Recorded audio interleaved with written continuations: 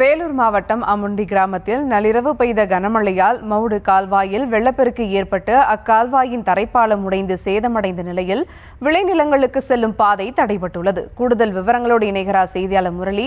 வணக்கம் முரளி, விவரங்கள்.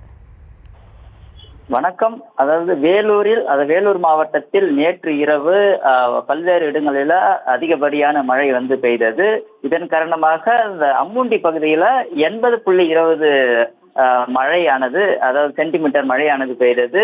இதன் காரணமாக இந்த காட்பாடி அடுத்த அம்முண்டி கிராமத்தில் விவசாய நிலங்களுக்கு செல்ல வேண்டிய அந்த பாண்டியன் மடவு கால்வாய் மீது கட்டப்பட்டிருந்த தரைப்பாலம் நள்ளிரவு பெய்த கனமழையின் காரணமாக முற்றிலுமாக சேதமடைந்திருக்கிறது. நேற்று இரவு வேலூர் மாவட்டத்தில் பரவலாக பெய்த கனமழையால் அம்முண்டி சுகர் மில் பகுதியில் இந்த 80.20 மில்லி மழையும் பதிவாகி இருக்கிறது. அதே போல மாவட்டங்களில் பல்வேறு இடங்களில் மழையானது அதிகப்படியாக 80-70 என்று பதிவாகி இருக்கிறது.